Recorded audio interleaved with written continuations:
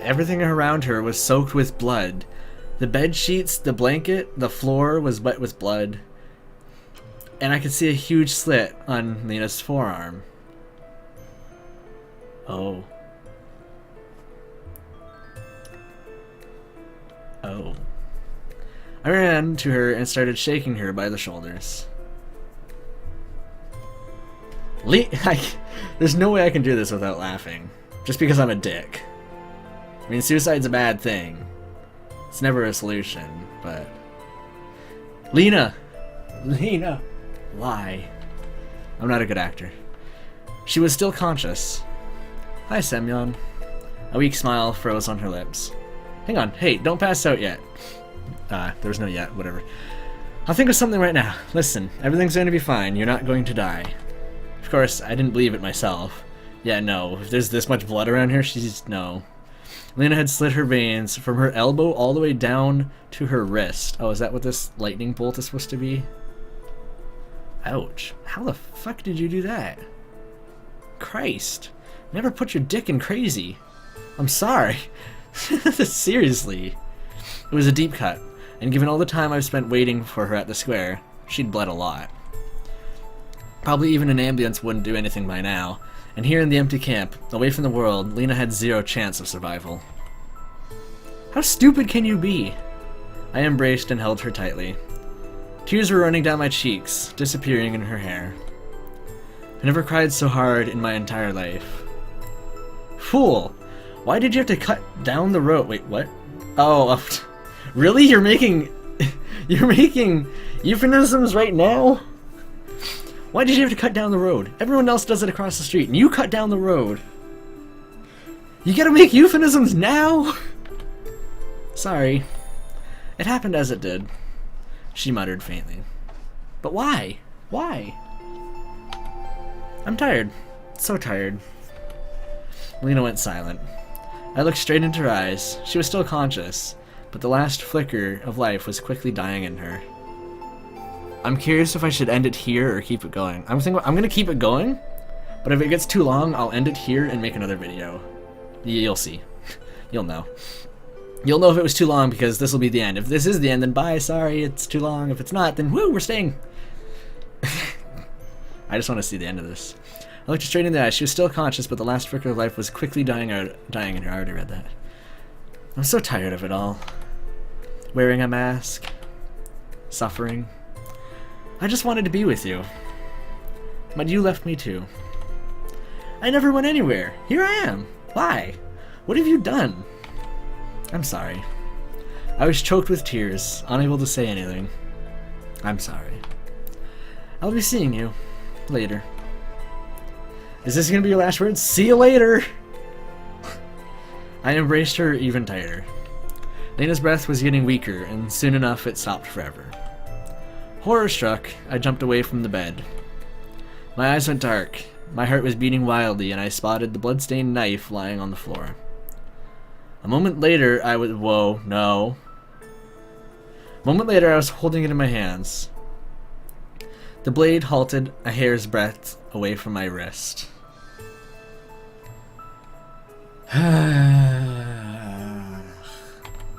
But why?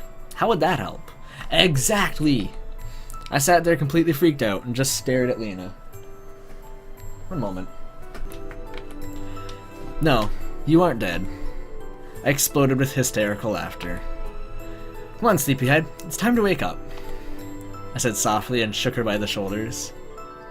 Let me get something up. This is gonna be a quick transition for you. So, I guess I was looking for the what's it called? The 6 steps of grieving or whatever. 5 steps of grieving. I guess this is denial. I said softly and shook her by the shoulders. But Lena didn't wake up. What have I done? That scared the shit out of me. I was like, there's no doors in my room. I jumped out of the cabin in horror and ran like mad. I don't know how much time passed, but I finally wore myself out and collapsed on the ground. Hostile silence was all around me, and only the stars looked down on me in quiet word. These are the same stars that Lena admired yesterday. Yet another crying spell tore me apart. Why? Why did she do it? Because I left her? Where had I gone? I never left her. I wasn't going to. Only at this moment did I realize that she was truly important to me. I realized that despite all her quirks, everything that happened today, everything that happened during the short period of our acquaintance, she'd suddenly become the most precious thing in my life.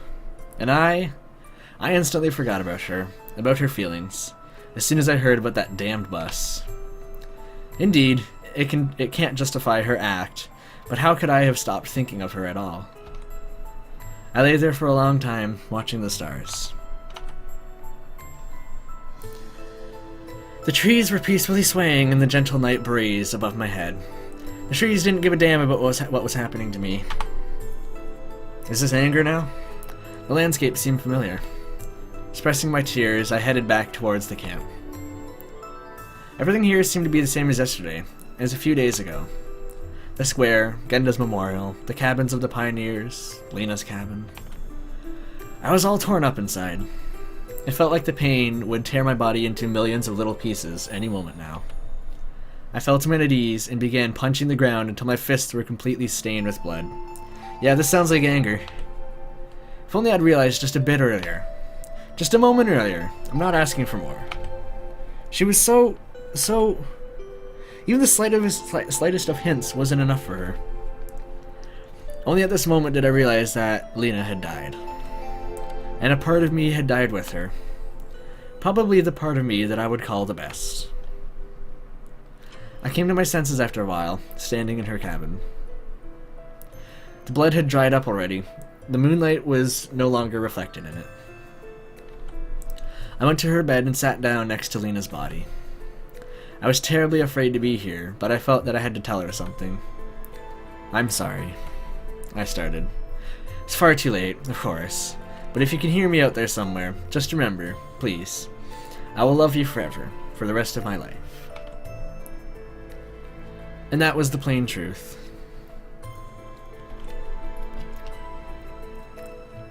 I'm sorry that I ignored your feelings. I'm sorry that I always thought only about myself. I'm sorry for everything. Bargaining? It was me who should have died, not you. Bargaining. Man, Semyon goes through shit fast. Well, it is for narrative. I covered her body with a blanket and slowly left the cabin. Thought this already was covered in a blanket. I'm calling this covered in a blanket. Because it kind of is. I regained consciousness at the bus stop. So, running away, scumbag? I muttered darkly to myself. I couldn't stand to stay a single minute longer in this camp. Lena will never come back. I can't justify what I've done. I'll just wait for the bus that will take me away from here. I didn't give the slightest damn about what's going to happen to me tomorrow, or in an hour. I don't care about answers. I don't care about how I got here. Soon enough I saw a glimmer of dim light in the distance. Somehow I wasn't surprised at all. In a minute, I was sitting in an empty number 410 bus and was looking into the dark of the night through a weather-beaten window. My mind was blank.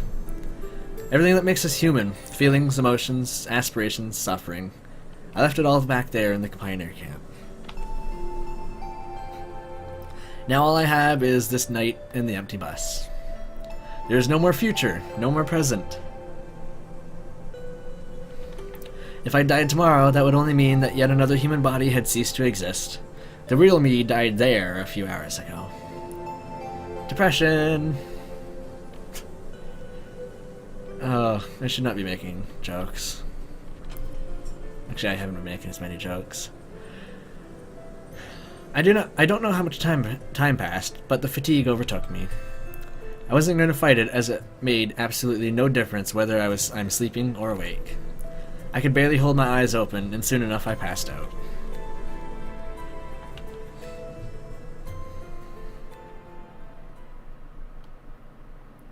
Day blank.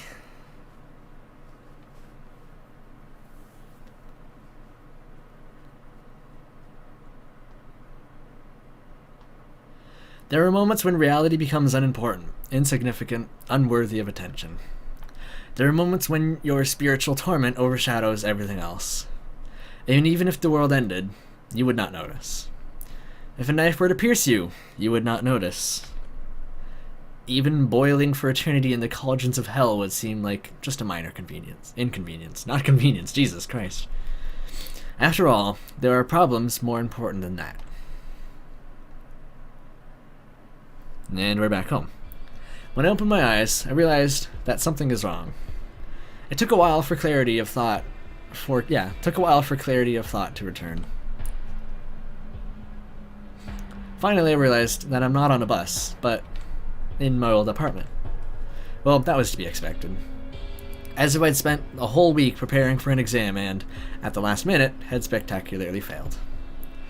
And the result of this failure was my return to the real world. However, now it didn't seem any more real to me than the Semyon pioneer camp. No wonder, reality is what you can hear, feel, touch, and taste. And all that was really there. That world was real to the smallest of detail. Sometimes it seemed more like it was my past life Sometimes it seemed more like it was my past life that was a fiction. And now I have to remember how to exist here. Though why? I felt like a man who'd been thrown out of the car at full speed without even noticing it, and was left lying on the roadside with broken arms and legs while the car disappeared into the night, taking with it the last traces of hope. Lena. Her image surfaced in my fevered brain so clearly that I wanted to cry unbearably. No, I wanted to shout, tearing out clumps of hair, smashing my fists on the wall while making inhuman screams. However, my soul was empty. I tried in vain to find at least the echoes of pain, guilt, or pity for her, but nothing came. I was just lying here and staring at the ceiling. I was not at all interested in how and why I came back. After all, who cares about the process of selling your soul to the devil? All the legal formalities of the contract, signatures, stamps, and seals. What is more important is the result. And this is the result I got. Now, it's not important that I was sent back to reality. If I had gotten to the destination on that bus, it would hardly have changed anything for me. In this case, the result is what happened to Lena. And the reason is my actions. I was absolutely sure about that. After all, she could not just do that for no reason. No, Lena's not like that. So it's all my fault. It is hard to live knowing that you are the reason for someone else's death. As if I personally held the knife, calmly and carefully slit open her wrists and watched her die. And then just ran away. Of course, I couldn't do anything in that situation, but I still felt that I'd behaved like a coward. No, even worse. Although, does it really matter what the best definition of my actions is? I curse myself for remaining so calm while thinking about this situation. After all, I should be mourning Lena and blaming myself. But now nothing is up to me. If I was not able to back then, I started shivering, my body was trembling, and it was getting hard to breathe. Self-preservation instincts overtook guilt for a while, and I staggered to the kitchen to drink a sedative. Sedative? You have sedatives in your kitchen? They can always be found in the cupboard of every antisocial person like me. Apparently. Once I'd taken half the tablets that were in the packet, I returned to the room and turned on the computer. Isn't that a bit much? I don't know, I don't take sedatives. I am so antisocial, but I don't need that. Remaining in silence was unbearable. Of course I'm antisocial, I'm recording this at 5 a.m. I played the first random song and soon realized that it was probably the most depressing piece of music I had on my hard drive. However, I didn't want to turn it off. The background noise helped dampen my thoughts. I had to decide what to do with my life next. I was sure about one thing. Everything that happened in the camp, my appearance in it, my unexpected return, I didn't care about any of it. And not just that, I didn't care about the context or the reasons for those events either. The only thing that mattered was Lena. I horribly stumbled over the word was. Indeed, she's gone. Of course, it's possible that it was just a dream and she never existed in the first place. Yeah, I was about to say, maybe she never was.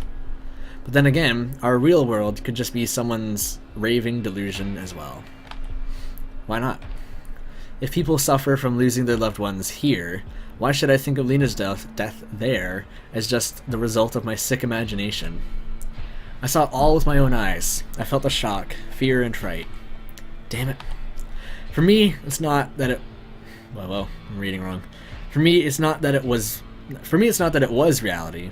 It still is reality. Is and will be. And I'm sure I'm not daydreaming.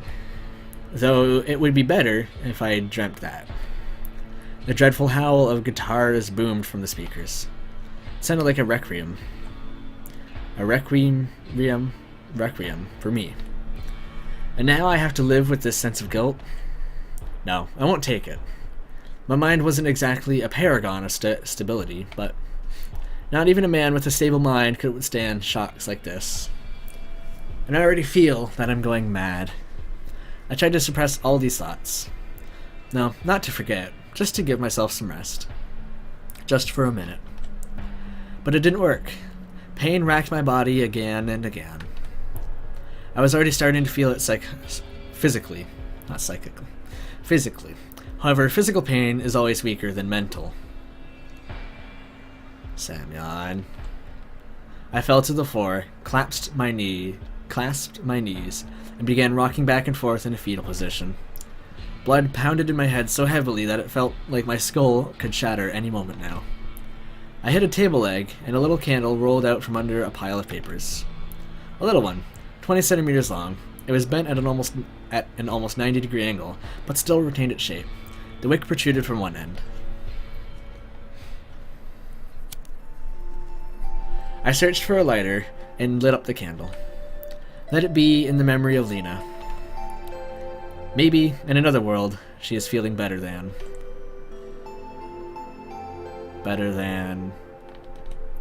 I sat on the floor and watched as the wax slowly dripped onto my fingers. I felt no pain at all. Probably my nervous system was so exhausted that it was unable to transmit the pain impulses to my brain.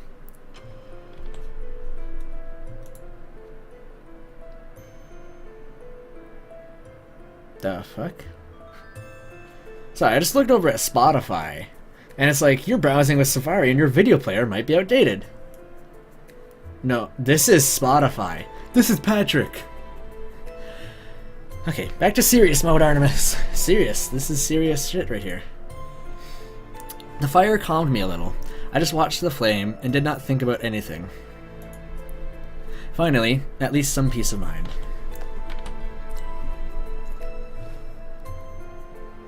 The candle was halfway done. Suddenly I imagined that my life is this very candle. Not just mine, any person's life. All that we have been given from above is its full length. But anything can happen. The wind may blow, the holding hand may tremble, or the wick may burn out. And a life will end before it should have. But after all, each candle can be different. Such as this one, 9 cents. One twice as thick, 20. What? 9 cents. One twice as thick, 20. And huge ones, as thick as the handle of a shovel, $1.85.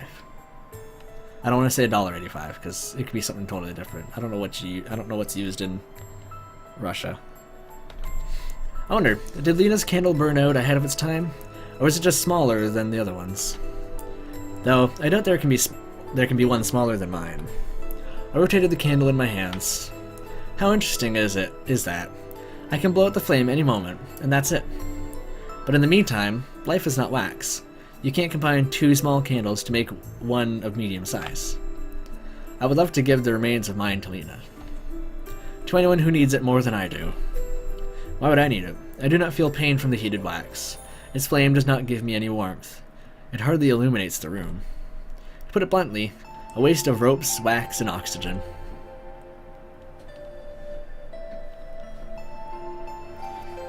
I blew out the candle.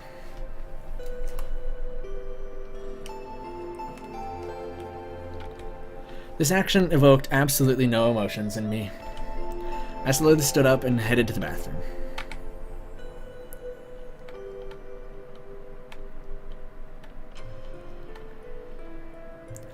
Cut down the road, not across the street. Everyone else cuts across, but you're gonna do it right down the... The image of Lena appeared before my eyes. She was smiling. I still don't have eyes. We'll definitely meet again. I'm so sorry. Warm water, shadows, and dying dreams have finally brought me some peace. It really might be that I never actually went to that camp. Or that I never actually came back. But does it really matter now? I almost physically felt Lena's embrace. Everything will be alright.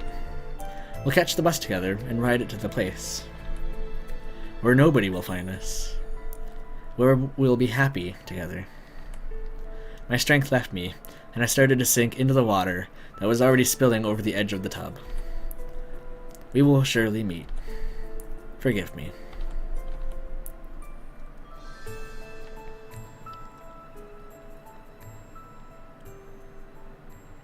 I think I see... Yeah, there you go. It's down the road, not across the street. Oh, that's a horrible achievement name, developer. Oh. What the fuck? That is sadistic. Every story has its beginning and its end. Every story has its own outline, synopsis, contents, key points, a prologue, and an epilogue. I just noticed this one says a prologue and an epilogue. The other ones say it's prologues and epilogues. Like plural, because it's like Yulia's route is supposed to be self-aware. And there's no book which, if you read it again, would not reveal new details you didn't notice before. Every story has its beginning and its end. Almost every. We have one more route to do. One more.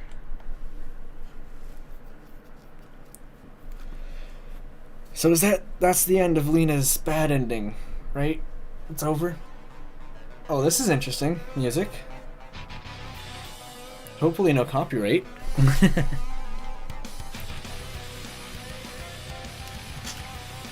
So, that was Lena's bad ending. And I now understand why people wanted me to do Lena's bad ending. That's fucked up. You people are fucked up. No. I'm just joking. That is messed up, though. Just a sec. I'm gonna, like, really turn this down because this sounds like real music. So, I'm just gonna make sure my ass is covered. So yeah, let me actually turn the volume down too, so I can just hear myself, or just move it over to just my mic. Yeah, whatever. So yeah, I see why people wanted me to play this route, because all the other bad endings with the other girls are just, oh, I guess I don't fuck Savia. Woo! But this actually, you know, shit happened. One sec. Okay, I don't need to use the happy face here, because Semyon does not have a dick. That's very interesting. I'm sorry, ladies. And men. I mean, you know, I don't judge. Wow.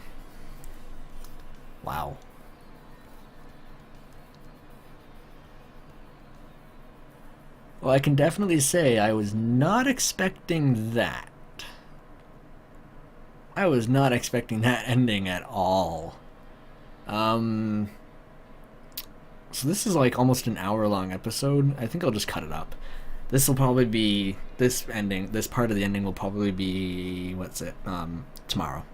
And no. It will be, no, it's today for you guys. I need to, like, make sure to mark it on the last episode so everyone knows to come back, because I don't normally upload on weekends I upload on weekends, just not on Everlasting Summer. Normally I know how to, like, close these off. I don't know. But, the next one we're doing is this. One Pioneer's Story. It is the DLC for it, and I know I can get user scenarios to do this too. Maybe I'll come back to this game and look at user scenarios. But if I do, this won't be the major series, right? I'll have a different series to be the major series, which I'm thinking about starting this Sunday, actually. So yeah, yeah, I guess that's that. See you guys on Monday, maybe Sunday, if anyone wants to come by and check out that series if it is out. That was Lena's bad ending. She committed suicide and I committed suicide. down the road instead of across the street. Thanks for watching, and I'll see you next time. Bye-bye.